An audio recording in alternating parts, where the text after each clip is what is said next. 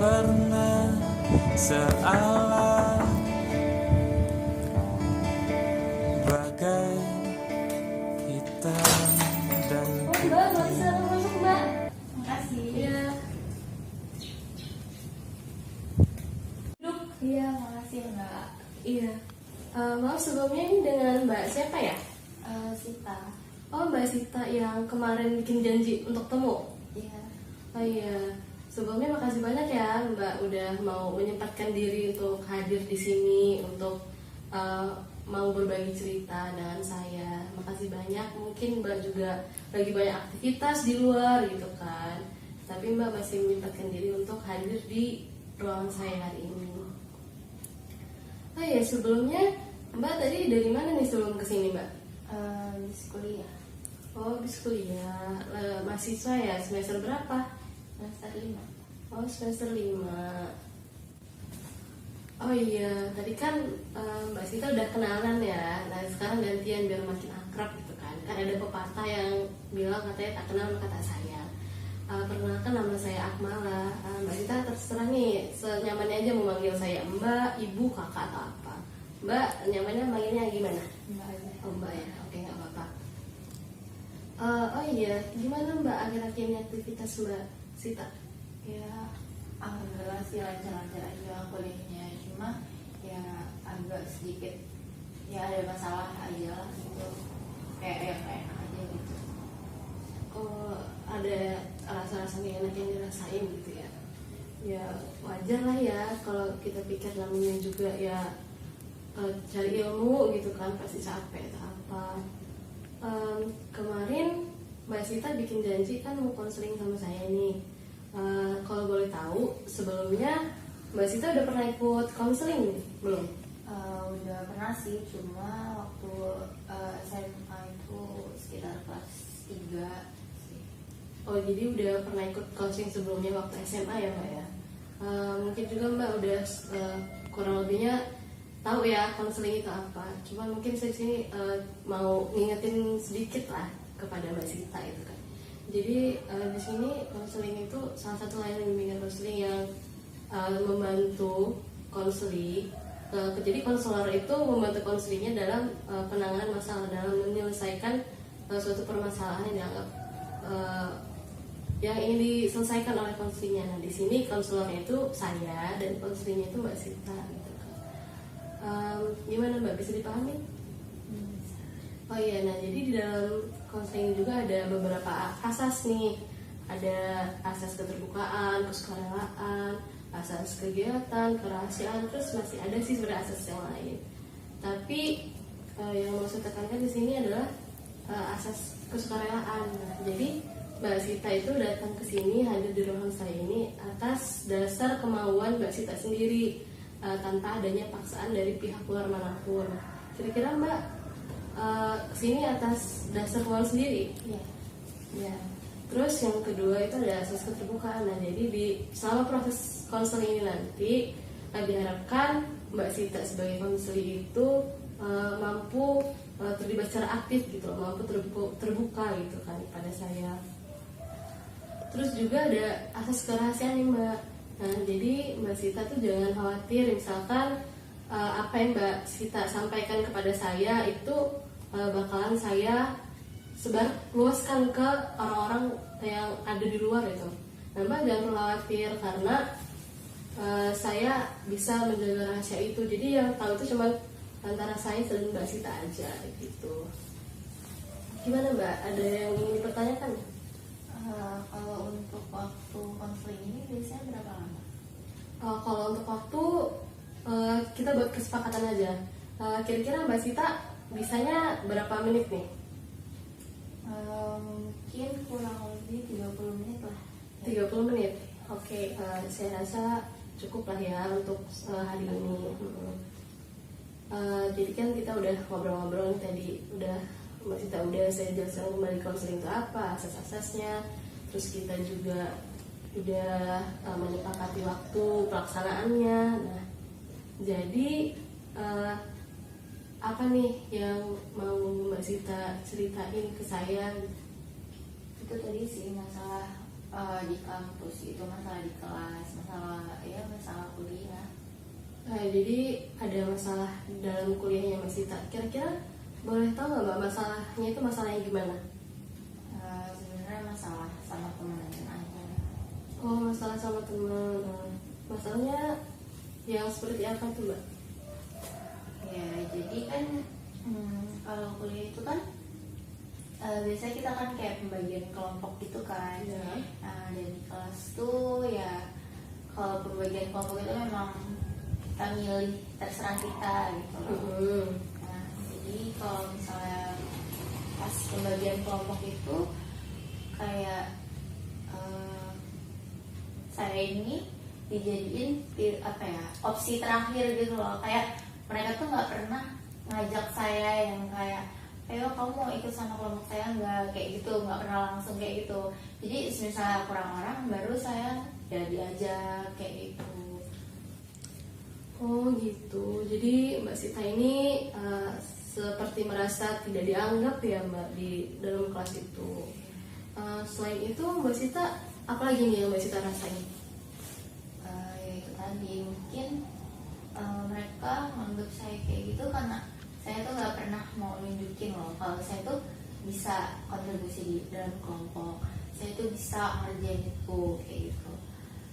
Karena saya juga nggak mau dipandang yang terlalu tinggi gitu. Saya nggak mau dipandang yang kayak cari perhatian atau cari muka kayak gitu. Terus nggak mau juga kayak dibilang so pinter gitu. Jadi kayak ya saya juga ngerasa serba salah sih. Saya diem aja ya, saya kayak nggak dianggap gitu kan, kayak ya nggak pernah diajak kelompokan. Tapi saya nanti saatnya saya nunjukin kalau saya bisa, ya di satu sisi saya bakal dianggap entah sombong atau sok pinter gitu.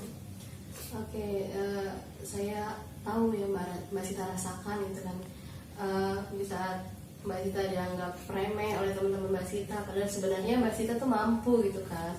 Tapi di satu sisi saat Mbak Sita ingin menunjukkan kemampuan Mbak Sita itu, Mbak Sita takut nih, khawatir bakalan dijudge oleh teman-teman Mbak Sita itu. Kalau boleh tahu nih Mbak, kira-kira sebenarnya harapan Mbak Sita itu gimana sih? Ya saya pengennya diakuin gitu loh di kelas, dianggap sama mereka, ya diajak lah pas kelompokan. Karena ya saya tuh bisa gitu kontribusi sama kelompok di kelas. Saya juga bisa bantu untuk tugas-tugas kayak gitu. Cuma mungkin karena saya nggak pernah nunjukin gitu, karena selama ini saya diem aja, ya mungkin mereka nganggupnya ya saya ini memang nggak aktif. Dan saya kalaupun mau saya tunjukin, ya saya takutnya ya dikira sombong, cari muka, atau kayak so pinter kayak gitu. Jadi harapan Mbak Sita sendiri itu, Mbak Sita pengen ya diakuin oleh teman-teman sekelas Mbak itu kalau Mbak Sita ini sebenarnya punya kemampuan juga sama kayak teman-teman kelas yang lainnya gitu. Nah, tapi kira-kira untuk memenuhi harapan Mbak Sita tadi, apa yang udah Mbak Sita lakuin? Ya selama ini sih saya kayak ya masih diem aja sih, belum kayak nunjukin gitu, kayak ya udahlah saya terima aja gitu. Karena itu tadi saya malas untuk dianggap sombong, jadi saya nggak mau terlalu nunjukin gitu loh kalau saya bisa. Ya kalau mereka mau ngambil saya sebagai kelompoknya, ya udah, kalau enggak ya udah.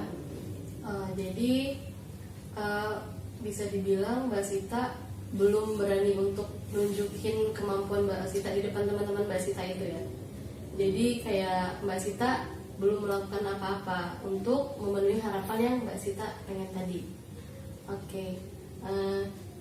Jadi kalau boleh saya sedikit ringkas, Mbak Sita ini merasa nggak enak gitu karena kurang dianggap oleh teman-teman kelas Mbak Sita, kurang dianggap berkompeten lah ya Mbak ya.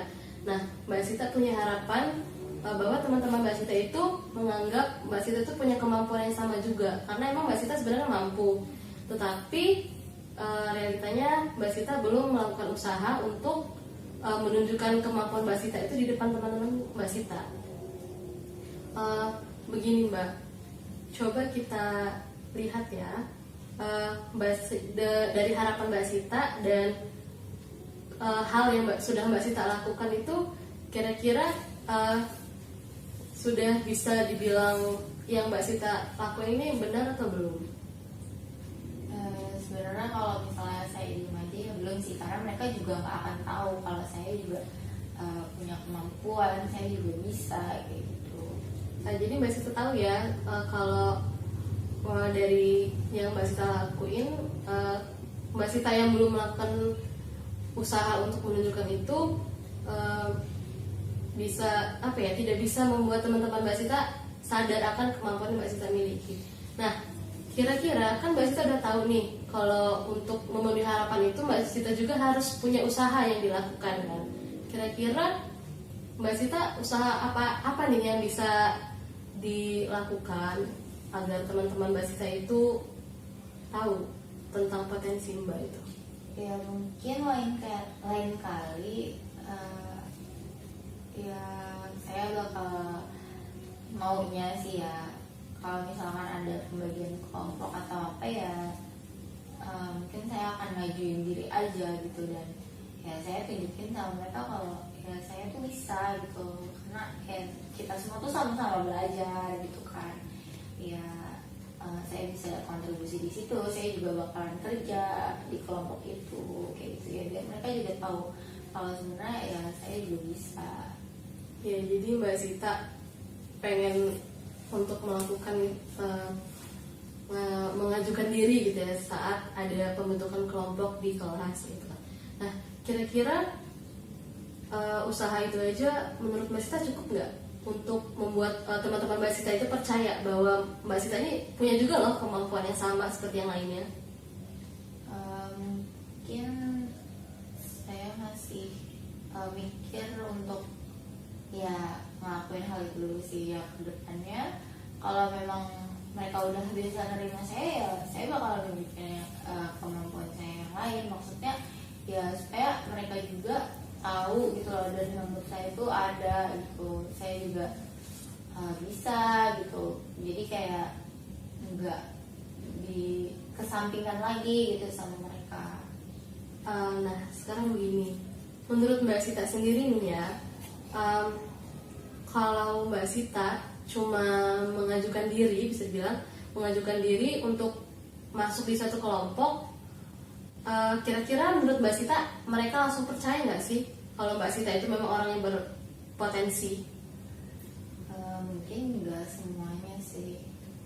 Oke. Mbak Sita udah jawab. Mungkin nggak semudah itu juga mereka percaya sama potensi yang Mbak Sita miliki. Nah, apa yang bisa Mbak Sita lakuin supaya mereka itu percaya kalau Mbak Sita punya potensi yang mumpuni? Ya mungkin saya lebih aktif lagi, atau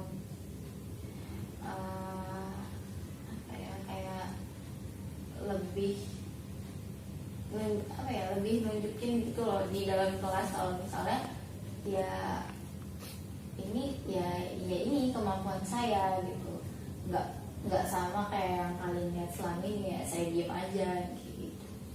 Oke, nah tadi boleh diulang lagi Mbak, apa usaha pertama yang Mbak bakal lakuin? Ya saya bakal ngajuin diri di kelompok itu, terus